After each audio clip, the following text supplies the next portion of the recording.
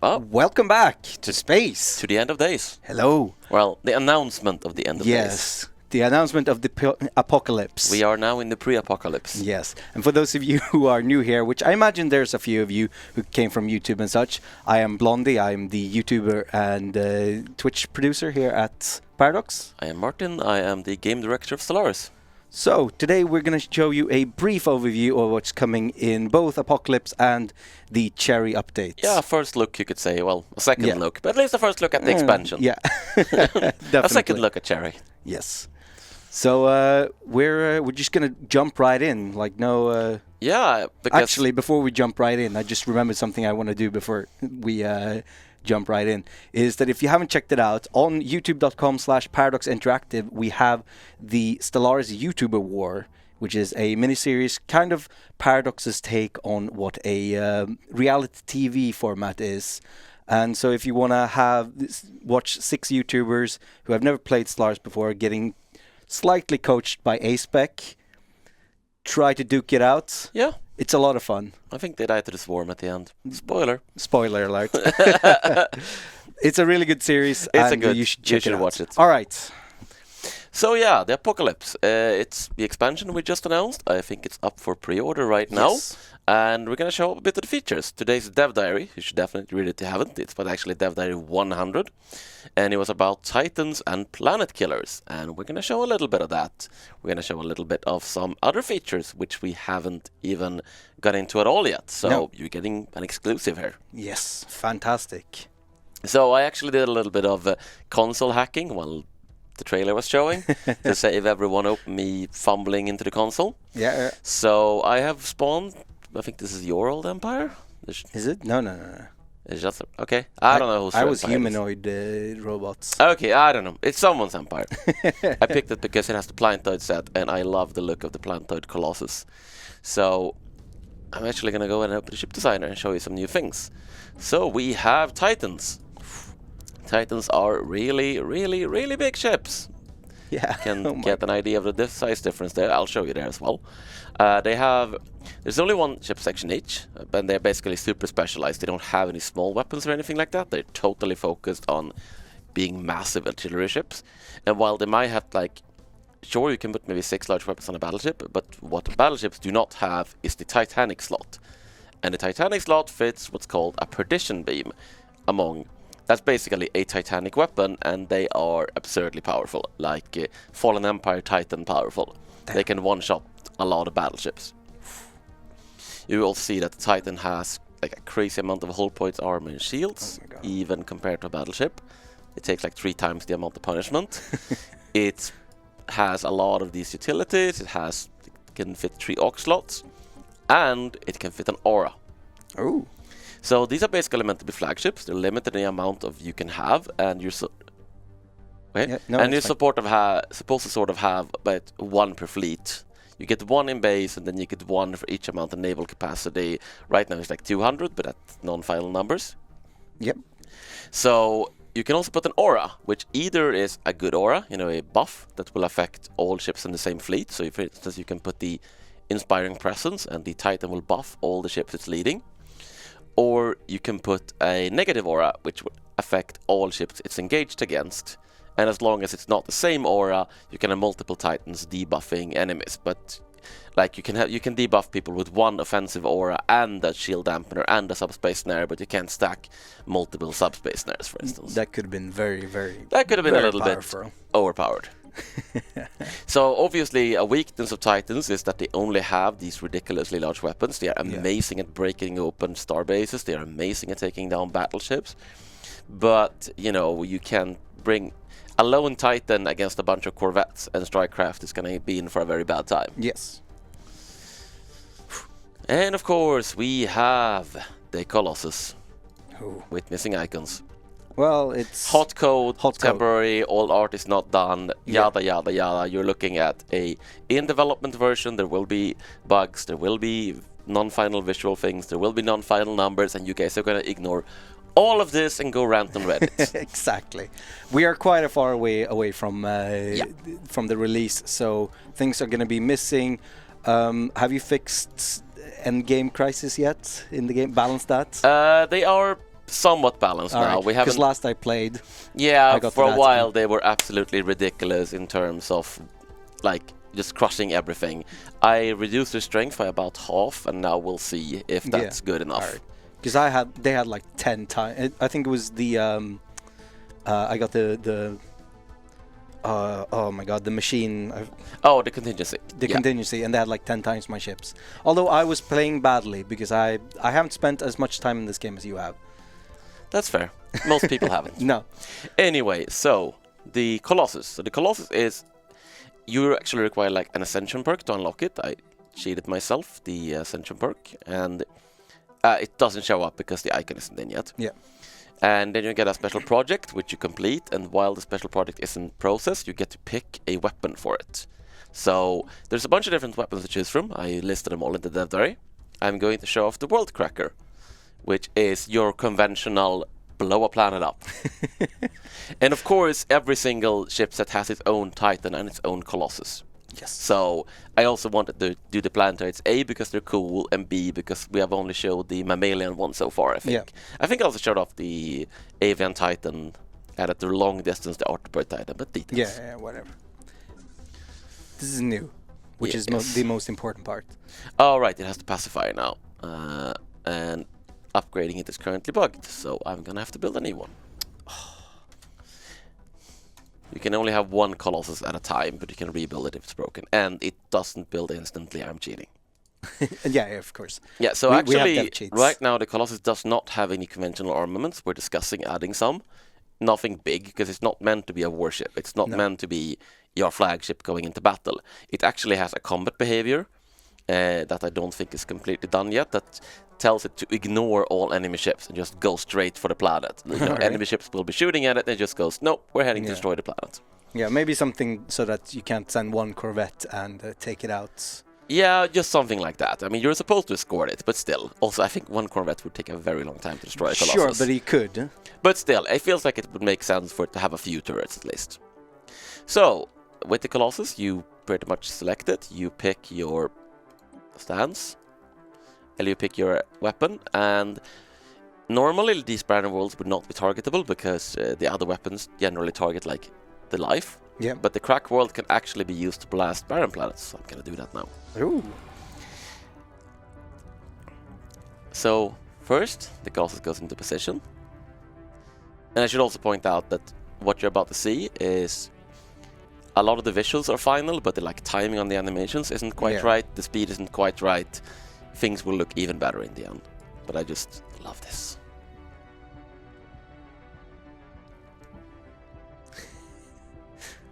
Speed it up a bit. And It opens up like a flower. yay. A flower of death. Now it's charging its weapon. Okay, 96. And firing. No. That was just the charging. Now it's firing the weapon. Yeah. And it actually takes a Colossus a very long time to fire, which is the idea is that, well, a few months anyway, Yeah. in game. Because you're supposed to get a chance to stop it, you know, because it will just go right past your fleet if you're defending. So if you want to stop it, you will have to try and kill it while it's firing at the planet, if you don't have a good enough fleet to kill it before it arrives. Yes. Let's speed this up. So I think you mentioned this. You can only have one Colossus at a time. That is correct. Someone asked earlier in the chat about the cap on Titans.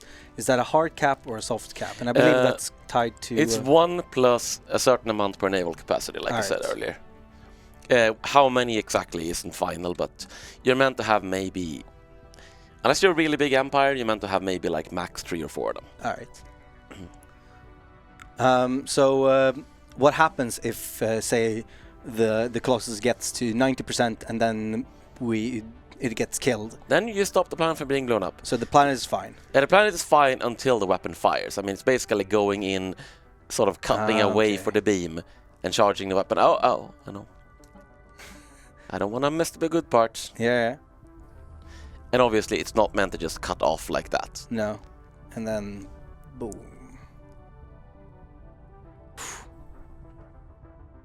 Look at that beauty.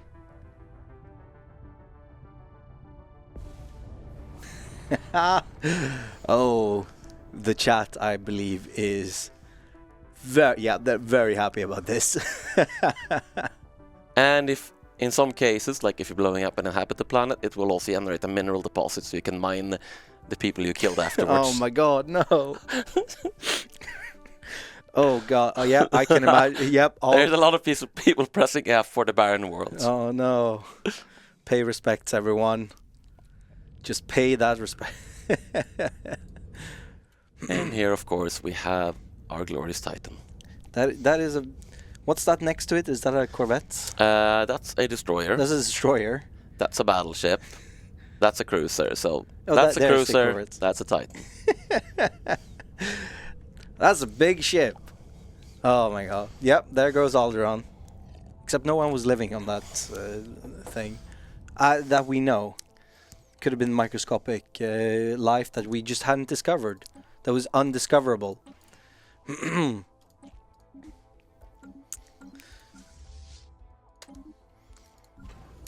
Oh, right. So, All right. So that is, you know, I was gonna say pretty cool, but that's very cool. Yeah, it is very, very cool. Yeah. Oh my god, it takes up. Apparently, I'm having a new bug here. Hot code and all that. Yeah, well, bugs are supposed to happen Pretty on much. these streams. That's why people watch this. People Yeah. have come to watch. They come for the hot bugs. Yeah, hot bugs. Right, chat? Not the hot code, hot bugs. hot bugs. I mean, they're so hot. So how do the Titans differ from the Dreadnoughts? Dreadnoughts aren't like there's only one dreadnought in the game per se. Yeah. They aren't actually dreadnoughts as a ship class. It's there's some like the automated dreadnought and things like that. Yeah, They're I think just they meant in like special ships. power. Yeah, or but like. do you mean battleships? No. The Dreadnought. Oh, The thing that was added in Leviathans. the automated dreadnought. Well, Yeah. the automated dreadnought is more of a special ship, so it's not Yeah. really directly comparable. It has a Alright. lot of turrets. It doesn't have any exo weapons, that sort of deal. Anyway, I'm also gonna declare on these guys now. They're Democratic Crusaders. They obviously need to be contained. Yeah, And obviously. here we get the most amazing war declaration screen, Yep. which is definitely totally final. Yeah, that's gonna be in the game. Yeah. Please. The Eklund dog, which is original content. We did not No, just take that from somewhere and put it absolutely in. not. Oh my god, I'm gonna get sued. Diplomatic alert. War protocols initiated. Okay. So we saw here the new claim system in action. Yeah, so this is the claims and war system. It's like you can open the claims interface. I think I showed up at this a bit before as well. And from there you can claim enemy systems, like I want this. Once you have a claim, you have a war goal. Then you can declare war. There's a bunch of different CBs which you can get in a variety of ways. For instance, if you declare a rival, you automatically have the humiliate war goal on them. And then you can sue for peace. You can try and achieve all your war goals. You can settle status quo, which can involve territory changing hand both ways. Or you can, surrender if you're so inclined. Yep. I don't see why you would, but No, you that seems lame. Or you can just ignore the war altogether and go blow up all their planets. Yeah, of course. That's the point of this, right? Yeah. Is there no CB? No, there is no CB, but you can generally get a CB if you want one. Yeah, it's pretty easy. CB, getting a claim isn't As long that as you have expensive. unrestricted wars. Yeah. Liberation War is actually kind of special now because it doesn't allow just claiming freely, Okay. but it adds a new CB called ideology, which Oh. allows you to declare war on someone and force your ideology and government form on them, and then their new government will like you afterwards. So it's like, spread democracy. Yeah. This is essentially an external coup. Indeed. Also, a little thing that you can actually see how big fleets are on the galaxy map now. Like, 1 star is Oh. 1 ship, 2 stars like a squadron, and 3 stars like a fleet. Ah, nice. That's super useful. I didn't know that. So, while these guys are arriving, I am going to bring up another feature in the Apocalypse expansion, the Marauders. We're going to talk about this a lot more next week, so I'm not going to go into super detail, No, but I'm going to bring them up a little bit. these are really cool. So, the Marauders are basically space Mongols. Yes. They are spacefaring civilizations. They don't have any planets. They have stations instead. and they have like the pirate-style fleets and so on. Yeah, they can't have gotten far. They live on these stations. They have some territory, and you can interact with them. They will go around raiding people. You can sort of pay them off to have them not raid you. Yeah. And if you don't pay them off, they will come raid you, steal away some of your pops and slaves, that sort of deal.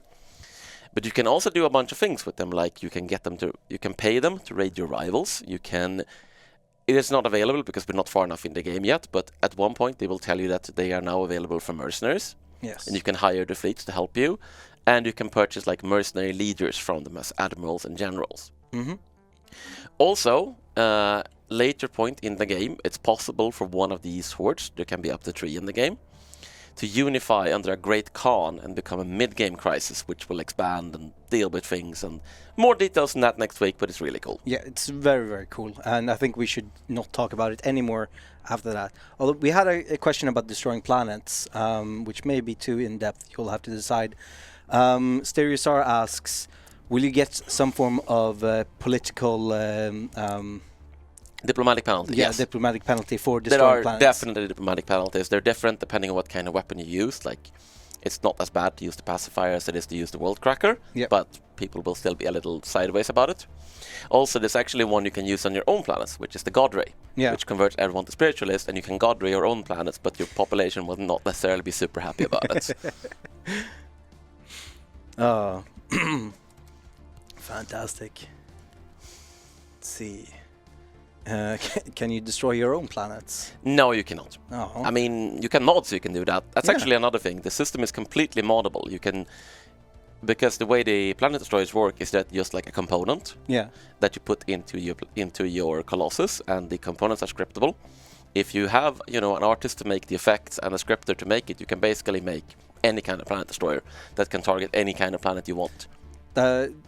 It was really funny because in chat before the stream, people were trying to theorize about various ways to destroy a planet, and one of them was the anime enforcer, Yes. which enforces anime upon the planet, which I think goes very well with some of the custom advisors. The answer is yes. You can indeed mod in an anime enforcer. That is entirely possible. God help you. L. Drake the boy asks, "Can we be friends with the Great Khan?" And I will say, You well, can be. well, you say friends. Yeah, I say he says tributary. But I was gonna leave that, but okay. you can make him not attack you by getting down on your knees and begging very, Yeah. very hard. So the Great Khan is essentially China in CK2, Sort of. or the Mongols. Yeah, more like the Mongols. Yeah, they were kind of similar. Apocalypse. Exactly, anime forcer, Lord of Tentacles. There are of course new. And while we're talking, I am shielding this planet. Fantastic. There are of course new Ascension perks. Yeah. And new Civics coming. Yeah, but We're more not gonna details show on those later. Yep. We don't Yep. have a lot to show there. There's actually one which I'm not sure if it's in this build. Yeah. I can mention one, which is that... Oh, yeah, I can mention the post-apocalyptic one where you start on the Tomb World and you have a bonus to Tomb World habitability. Yeah. Because it's pretty cool, especially if you combine it with like purifiers and you go around nuking planets to turn them to Tomb Worlds and then Yeah. you settle them. Which It's is what really I'm nice. doing in my own campaign right now. But yeah, there's also another one which actually lets you start on a size... Oh, there we go. Perfect. Tap on the glass and watch them squirm. So this will shield the planet. There is no way to open shield the planet. I know that this is inconsistent with shielded planets in Fallen Empire space. The thing is, if you could open them again, it would be... A, we would have to keep track of all that data, which would make it a massive feature. Yeah. And B, it would make it much worse than the other variants. Yeah. So it's not happening, at least for now. It's a balance issue. Very much so. So the thing with this, though, is that what you can do is that, yeah, they got destroyed, and I got their starbase because I was occupying it. If you destroy an empire with planet destroyers while you were occupying their territory, you get the territory that you're occupying, All right. which is another reason to do it. Yeah. But now that we have actually taken this, we can build not a mega structure. That was the entirely wrong thing to build. Construction. There we go. We can build a research station, and we can watch them. Oh, fantastic. No, you can't revert the shielding process. Someone should mod it into a Pokeball. Yes, you definitely should. That's hilarious.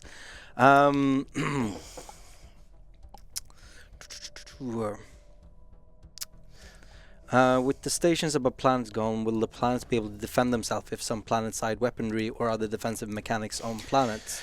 So they can't defend themselves against fleets, but what they can do is you can. I went to the there in '99 is that you can fortify planets a whole lot. You can build strongholds, and you can like. Right, we need to upgrade. Hold on. Planetary alert. Tile blocker expunge. Planetary alert. Yeah. Tile blocker expunge. There we go. We upgrade you. A couple of times. What are you on about? Oh, it's a machine empire bug. I will have to fix this later. All right. You can Anyway, upgrade those. so you And get you a can lot. You can get a lot of these buildings, these sort of defensive buildings, automatically spawn defensive armies, and if you build a lot of them, and defensive armies are generally quite a lot stronger now.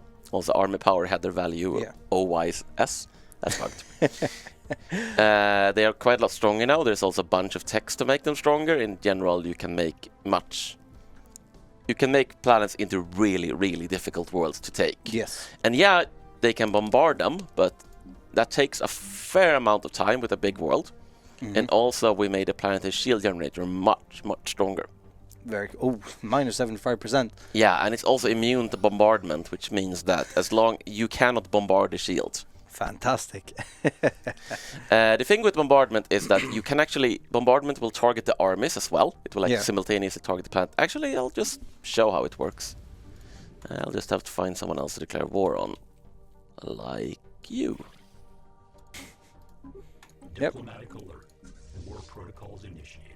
I really need to make instant move work in the base build, so I don't have to wait for this. But anyway, so you can target like other buildings, like for instance capitals will all spawn defense armies, but these are not protected.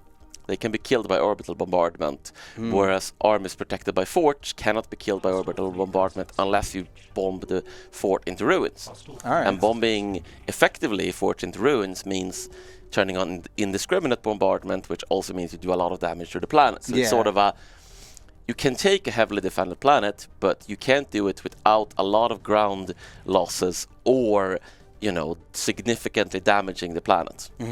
All right.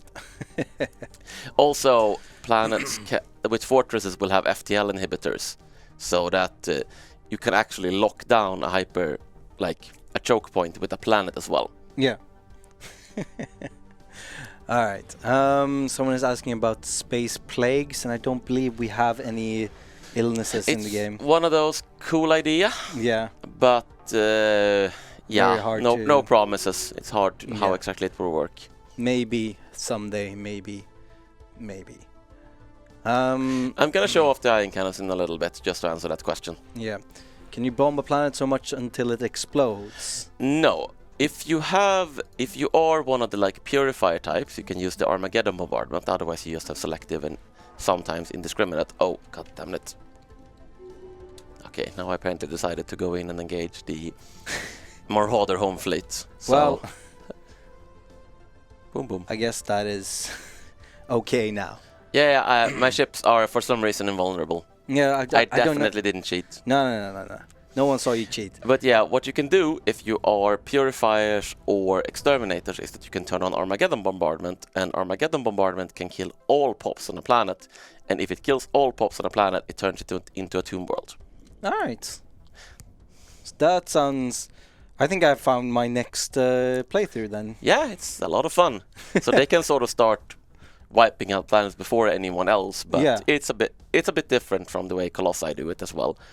The thing with the Colossi is because we added all these different kinds of weapons and we tried to make them do things besides just destroy the planet. Yeah. So that we would have a little more utility and fun things. Yeah, variety. Like the assimilated one is just great. Yeah, something for pacifists to do as well.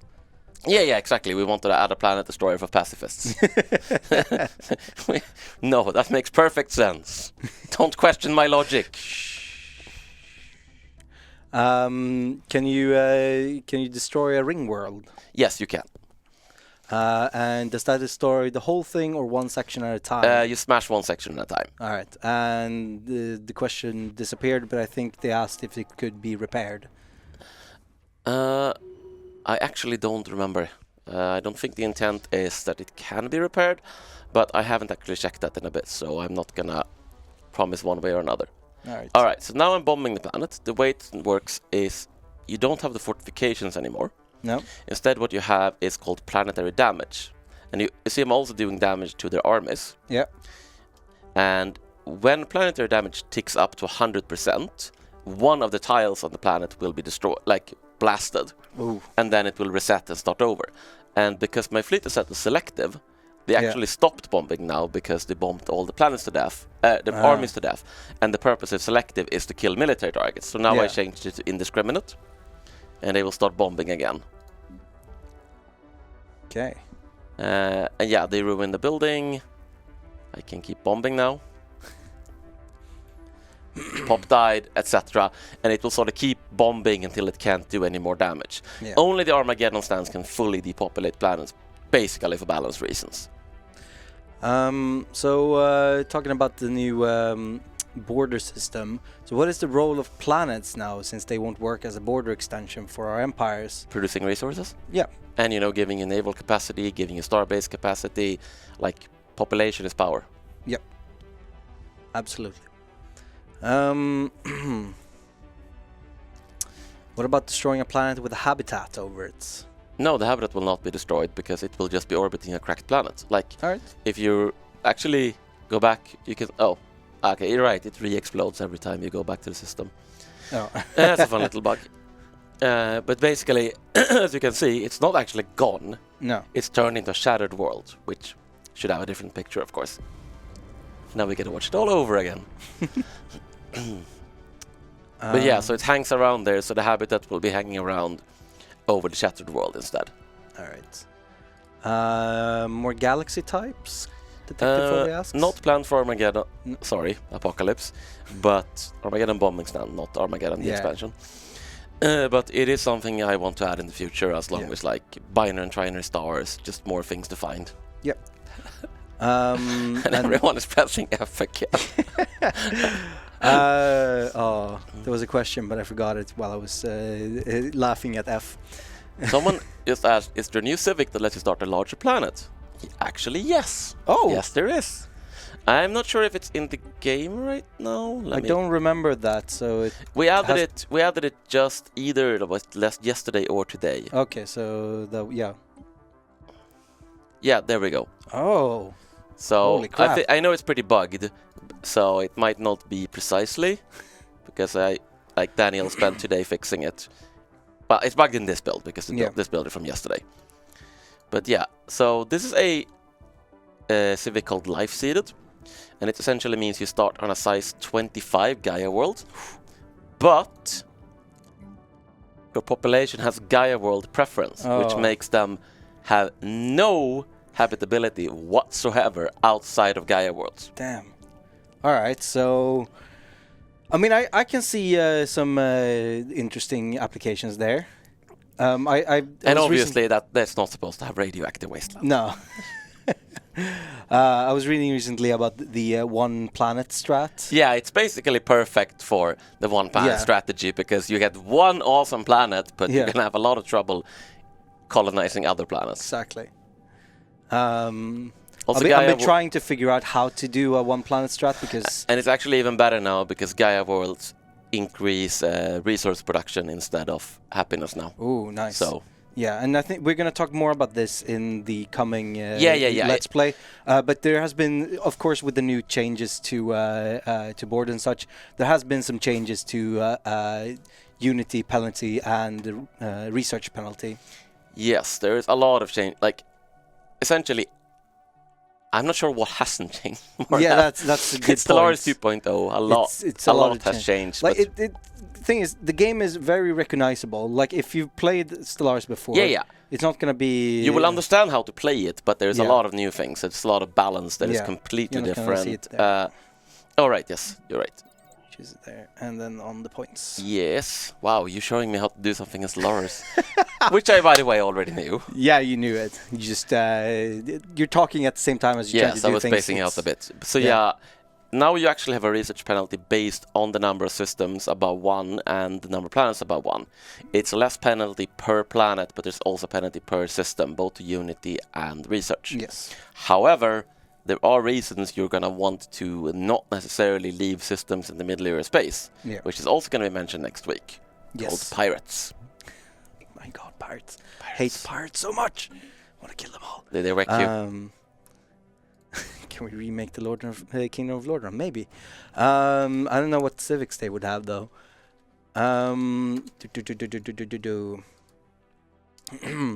Will there be a devouring swarm planet killer where you consume all life on the planet? I think that's just being a regular devouring swarm. Yeah, pretty much. I mean, we have the 5 planned right now. Yeah. It's not impossible that we'll add more, but we don't have any more planned for the release. No. And I would say it's pretty likely we're going to add more in the future. Obviously, I expect mods to add lots of them. Yeah. I imagine future story packs may add them as well. Yeah. Alongside things like the advisors and... We also have sort of a generic terraforming effect you can use to switch planet classes now, so that if you switch to like a frozen world, you can see the ice covering the planet. If you switch to a molten world, you can see the lava spreading. So it's more that originally we were like, yeah, I should have one for lava for planet and one for frozen planet, and we realized, but they're not going to be different. They're going to do the exact same thing. Well... So it's cool, but yeah, we'll leave that sort of thing to mods. So yeah, here you have an ion cannon. The reason it's called an ion cannon, because I saw a bunch of people comment on this, is that it actually has its own weapon called an ion cannon. Okay. So it's an ion cannon firing the ion cannon weapon, which is a massive long-range beam that's like Titanic size and can fire across the entire system. Very cool. It's a very much anti-capital ship weapon for Starbases, so that if the enemy hops in with a bunch of battleships and Titans, the Starbase can fire back from across the entire system. Nice. That adds a reason to not necessarily fight at the Starbase then. Try to keep that Starbase shielded a bit. If you hop into the system and there's a Starbase with an ion cannon, it's going to engage immediately because it has range across the entire system. That's true. Which is another fairly useful thing. Yeah. Well, I meant next to a friendly ion cannon. So try to have your ship's position in between, so you can have the ion cannons fire from afar and not get ruined. That's fair. That's just my thoughts. Whatever. And also, I already mentioned this, but this is one of the absolute best part of the update. Yes, the new icons. Oh my God, yes. I've been so happy with this. Oh. Just take it in. Will there be a robotic version of the Gaia One Planet Ethic? No such plan. Alright. So you won't start on a machine world? No, we were thinking of making the Determined Exterminator start on the Tomb world just because it kind of fits them. Yeah.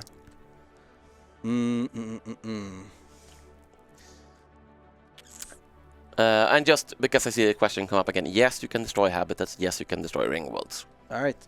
Yeah, yes, you can get minerals after planet destructions. And I think I've already shown Starbase a lot. We're also gonna, play a new game. Yeah. You'll see a lot of the more basic features. And we'll be going more into the other paid features in the future, but I think we're more or less done. I think this has been a good first stream. Come back next week, same time, and we will be starting our Let's Play of Stellaris 2.0. You can see how you actually play Apocalypse, as opposed to just cheat wildly with the console and blow up planets. Not that isn't a perfectly valid way to play Apocalypse. Yeah, of course, that's super valid. If you want more space after this, which you do. Of course you do. At 5, which is in 25 minutes, Susie and Nikki will be playing Surviving Mars, and they will be showing that off. So if you want a different kind of space, but still space, tune in for that. Also, don't check out the Stellaris YouTube war. All right. Goodbye. See you around.